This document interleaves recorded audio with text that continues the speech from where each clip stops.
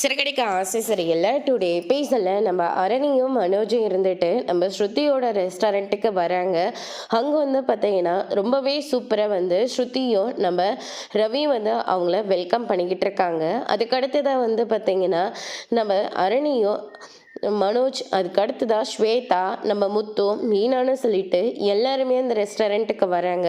Restaurant ரொம்பவே நல்லா இருக்கு அப்படின்னு சொல்லிட்டு நம்ம ஹரணி வந்து சொன்ன உடனே அமெரிக்காவில் இருக்கிற அளவுக்கு ஓரளவுக்கு கூட இதெல்லாம் அவ்வளோ நல்லா இல்லை அப்படின்ற மாதிரி வந்து சொல்லிட்டு இருக்காங்க. இதை கேட்ட உடனே இல்லை இல்லை, இது ரொம்ப சின்னதாக இருந்தாலையும் இது ரொம்பவே சூப்பராக வேற இருக்கு. அது மட்டும் கிடையாது, இந்த ரெஸ்டாரண்ட்டில் அமெரிக்காவில் இருக்கிற எல்லா ஃபுட்டும் இங்கே இருக்குது, அதை விட கொஞ்சம் அதிகமாகவே இருக்குது அப்படின்ற மாதிரி சொல்லிடுறாங்க. இதை கேட்டோன்னே மனோஜ்க்கு வந்து செம மொக்கையாக போயிடுது. அதுக்கடுத்து தான் வந்து பார்த்திங்கன்னா நம்ம ஸ்ருதி இருந்துட்டு வந்து சாப்பிட்லாம் வாங்க அப்படின்ற மாதிரி சொல்லிக்கிட்டு இருக்காங்க. உடனே மனோஜ் இருந்துட்டு இங்கே நீங்கள் அமெரிக்காவில் சாப்பிட்ற ஃபுட்டெல்லாம் இங்கே இருக்காது, அதனால் ஏதாவது சைடு எஃபெக்ட் வந்துரு போகுது, அதனால் கொஞ்சம் பார்த்தே சாப்பிடணும் அரணி அப்படின்ற மாதிரி சொல்லிக்கிட்டு இருக்காங்க. அமெரிக்காவில் எனக்கு இந்தியன் ஃபுட்டெல்லாம் நல்லாவே கிடைக்கும், அதனால் எனக்கு சாப்பிட்டு ரொம்பவே பழகிடுச்சு, நீங்கள் அதை பற்றிலாம் கவலைப்படாதீங்க மனோஜ் அப்படின்னு சொல்லிட்டு நம்ம ஹரணி வந்து சொல்லிக்கிட்டு இருக்காங்க. அதுக்கடுத்து தான் வந்து பார்த்திங்கன்னா மனோஜை வந்து நோஸ் கட் பண்ணிக்கிட்டே இருக்காங்க நம்ம ஹரணி.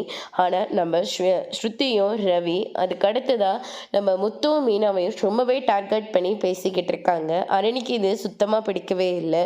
ஆமாம், உங்களுடைய முதல் ஹஸ்பண்ட் நீங்கள் எந்த ரீசனுக்காக டிவோர்ஸ் பண்ணீங்க அப்படின்னு சொல்லிட்டு எல்லாரும் முன்னாடியும் கேட்கவும் அரணிக்கு ஒரு மாதிரி ஆகிடுது. அவங்க ட்ரிங்க்ஸில் அதிகமாக போயிட்டாங்க. ஓ, நம்ம முத்து மாதிரியா அப்படின்ற மாதிரி சொல்லிடுறாங்க. மீனாவுக்கு ரொம்பவே கோவம் வருது. ஆனால் ஹரணியை நம்ம மனோஜை போட்டு லெஃப்ட் அண்ட் ரைட் வாங்கிடுறாங்க. முத்துவாவது பரவாயில்லை, ஆனால் இப்போ அவர் ரொம்பவே அதுக்குள்ளே போயிட்டாரு, என்னால் அவர் கூட வாழவே முடியல, அதனால தான் நான் டிவோர்ஸ் பண்ணிட்டேன் அப்படின்ற மாதிரி சொல்லிக்கிட்டு இருக்காங்க. அதுக்கடுத்து தான் வந்து பார்த்தீங்கன்னா நீ மட்டும் நல்லா மெச்சூர்டாக நியாயமாக நடந்துக்கிறீங்களா மனோஜ், இப்படி எல்லாரும் முன்னாடியும் கேட்டுக்கிட்டு இருக்கீங்க. அரணிக்கிட்ட நீங்கள் கேட்கணும்னு நினச்சிங்கன்னா நீங்கள் தனியாக கூட்டிகிட்டு போயிட்டு கேட்க வேண்டியதானே, அதை விட்டுட்டு இப்படி எல்லாரும் முன்னாடியும் கேட்குறீங்க அப்படின்னு சொல்லிட்டு நம்ம ஸ்ருதி ஸ்வேதா ரவின்னு சொல்லிட்டு எல்லாருமே மனோஜை வந்து திட்டிகிட்டு இருக்காங்க. அதுக்கடுத்து தான் வந்து பார்த்தீங்கன்னா நான் பெருசாக ப்ளஸ் வச்சு நிற்கிறேன், அங்கே வந்து பின்னாடி நான் என்ன ஒர்க் பண்ணுறது அப்படின்னு சொல்லிட்டு கேட்கவும் அவங்களதே ஃப்ளைட் இருக்கிறதா சொன்னாங்க, இல்லை அதை நீங்கள் டெய்லியும் தொடச்சி வச்சுட்டுறா அப்படின்னு சொல்லிட்டு முத்து வந்து சொல்லிடுறாங்க. இதை கேட்ட உடனே எல்லாருமே பயங்கரமாக சிரிக்க ஆரம்பிச்சிடுறாங்க. அதுக்கடுத்ததா நம்ம மனோஜ் இருந்துட்டு நான் சாப்பிட்டு முடிச்சிட்டேன், நீ சீக்கிரமாக சாப்பிட்டு கிளந்து வா அப்படின்ற மாதிரி சொல்லிடுறாரு. இதை கேட்டோன்னே நம்ம அரணி இருந்துட்டு என்ன ரொம்ப ஸ்ட்ரிக்டாக வேறு சொல்லிட்டு போகிறாரு. ஸ்ட்ரிக்டாலாம் சொல்லலை, சாப்பிட்லாம் அப்படின்ற மாதிரி தான் சொல்கிறாரு. நீங்கள் எதுவும் தப்பாக எடுத்துக்காதீங்க அப்படின்னு சொல்லிட்டு நம்ம மனோஜ் அரணி வந்து சமாதானம் பண்ணிக்கிட்டு இருக்காங்க. ஆனால் மனோஜ் இருந்துட்டு ரொம்பவே தப்பாக ரொம்பவே எல்லாம் மீறி போயிட்டுருக்காங்க. அரணிக்கு இது சுத்தமாக பிடிக்கவே இல்லை. அதுக்கடுத்து தான் வந்து பார்த்தீங்க ஹரணி இருந்துட்டு இவர் எப்போவுமே இப்படி தான் நடந்துப்பாரா அப்படின்னு சொல்லிட்டு அவங்க ஒரு பக்கம் ரொம்பவே கோவப்படுறாங்க. அதுக்கடுத்து தான் இந்த சைடு நம்ம சிந்தாமணி இருந்துட்டு நீங்கள் எப்போவுமே நம்ம பொண்ணுக்கு நல்லது மட்டும்தான் செஞ்சிட்ருப்பீங்க, ஆனால் அந்த சத்யா ஒன்றும் அவ்வளோ நல்லவன் கிடையாது, அவங்க அப்பா இறந்து போனதுக்கு அந்த பையன் மட்டும்தான் காரணம், எங்கேயோ வண்டி திருட போய் அதை அவமானம் தாங்க முடியாமல் ட்ரெயின் முன்னாடி விழுந்து செத்து போயிட்டாரு. அது மட்டும் கிடையாது, அவங்க அக்காவை கல்யாணம் பண்ணி கொடுத்த அவங்க மாமியார்கிட்டயே ரோட்ல நடந்து வந்துட்டு இருக்கிற போது பணத்தை வேற திருடி இருக்கா அப்படின்ற மாதிரி சொல்லிக்கிட்டு இருக்காங்க.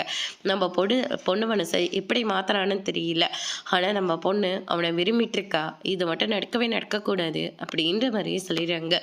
இவ்வளோ பிரச்சனை நமக்குள்ள இருந்தோம், நம்ம பொண்ணோட வாழ்க்கையை பத்தி நீ முடிவு பண்ணியிருக்கல, நான் மட்டும் என்ன ரோட்ல போற வரவனுக்கு எவனுக்கோ தூக்கி நம்ம வீட்டு பொண்ணை நான் கொடுத்துருவோனா, அவன் ரொம்ப டேலண்டாக தான் இருப்பான், ஆனால் பரவாயில்ல அவன் இந்த வேலைக்கு தேவையில்லை, இல்லைங்க அவன் இந்த வேலைக்கு ரொம்ப முக்கியம், ஏன்னா, நம்ம அவன வேலைய விட்டு தூக்குனா, நம்ம பொண்ணு ரேகாவுக்கு நம்ம மேல சந்தேகம் வந்துரும். நம்ம மேல சந்தேகம் வராத மாதிரி நம்ம நடந்துக்கணுங்க. அப்படின்ற மாரி சொல்லிக்கிட்டு இருக்காங்க. அவள எங்கேயாச்சும் வெளியூருக்காவது அனுப்ப முடியுமான்னு பாருங்க. ஹைதராபாத்லயும் இதே மாரி ஒரு பிரான்ச்சு ஓப்பன் பண்ணலான்னு இருக்கேன். அங்கேயும் ஆள் தேவைப்படுது. அதனால ரேகாவ நான் அங்க அனுப்பலான்னு இருக்கேன்.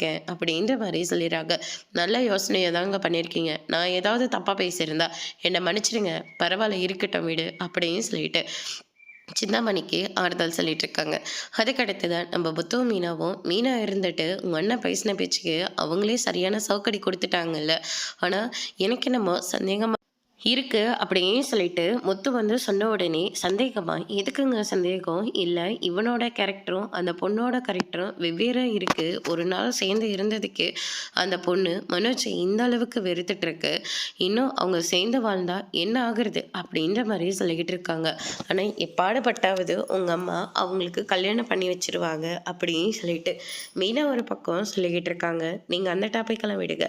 சத்யாக்கு நீங்க எந்த தைரியத்தை குடுத்துட்டு இருக்கீங்க? சிந்தாமணி எலெக்ஷன் நின்னதுக்காகவே என்ன கத்தியால குத்துச்சு. அது மட்டும் இல்ல, அவங்க பொண்ணோட வாழ்க்கையில நம்ம சத்யா சம்மந்தப்பட்டிருக்கானா, அவ்வளோதான். சத்யாவ என்ன செய்வாங்கன்னே தெரியாதுங்க. அந்த பொண்ணு ரொம்ப நேர்மையா பழகிட்டு இருக்கு. நல்ல பொண்ணு வேற. சத்யா விட்டு பிரிஞ்சுலாம் போக மாட்டேன்னு சொல்லிட்டு இருக்கு.